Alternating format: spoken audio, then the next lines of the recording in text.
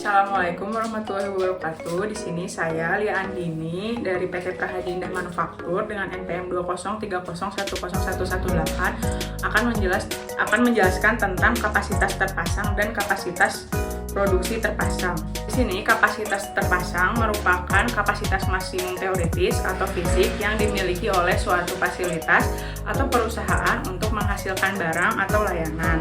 Nah, sedangkan kapasitas produksi teori terpasang adalah sebagian dari kapasitas terpasang yang benar-benar digunakan untuk produksi barang atau layanan.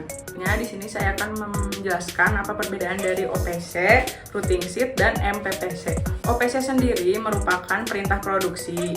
Routing sheet itu merupakan dokumen yang merincikan langkah-langkah produksinya, dan sedangkan MPPC merupakan sistem yang melibatkan antara perencanaan dan pengendalian produksi secara keseluruhan. Semua elemen ini penting dalam manajemen proses produksi.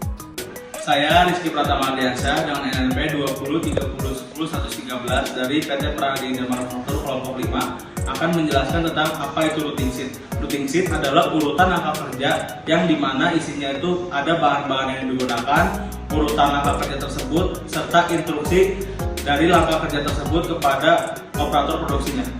Untuk poin yang selanjutnya, di sini saya akan menjelaskan tentang input daripada routing sheet tersebut. Input dari routing sheet adalah deskripsi produk, bahan yang digunakan, waktu yang diperlukan, serta urutan-urutan daripada langkah kerja yang diperlukan.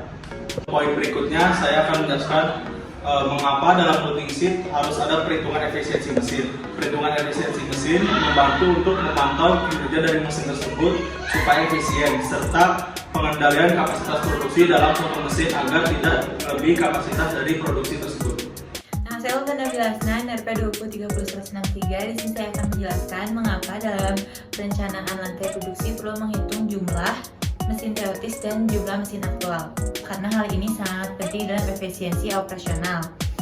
Nah, perhitungan keduanya itu perlu karena yang pertama optimalisasi produktivitas, yang kedua pengelolaan sumber daya, yang ketiga perencanaan penjadwalan, yang keempat perencanaan perawatan dan pemeliharaan. Di sini saya akan menjelaskan multi product process chart adalah sebuah metode atau alat yang digunakan untuk memvisualisasikan alur proses produksi dari beberapa produk yang diproduksi secara paralel dalam satu fasilitas produksi. Lalu saya akan menjelaskan input dari MPPC. Yang pertama itu ada OPC, work center atau routing sheet, lalu jumlah hari kerja dan master schedule. Nama saya Rifki Alpaziri dengan NRP 2030177. Di sini saya akan membahas tentang fungsi dan tujuan dari MPPC. Yang pertama, fungsinya untuk memvisualisasikan proses produksi berbagai produk dalam suatu grafik. Yang kedua itu membantu dalam mengidentifikasi kesamaan dan perbedaan antara berbagai produk dalam proses produksinya. Nah, tujuan dari MPPC sendiri adalah meningkatkan pemahaman tentang efisiensi produksi. Yang kedua, membantu memudahkan perencanaan produksi dan pengendalian kualitas. Yang ketiga itu dia membantu dalam penghematan waktu dan sumber daya. Selanjutnya itu ada output yang dihasilkan dari MPPC itu sendiri. Yang pertama, grafik proses langkah-langkah dalam proses produksi. Yang kedua, identifikasi kesamaan dan perbedaan dalam proses produksi. Yang ketiga, informasi tentang efisiensi produksi dan peluang penghematan sumber daya yang digunakan. Yang keempat itu yaitu adalah panduan perencanaan produksi itu sendiri.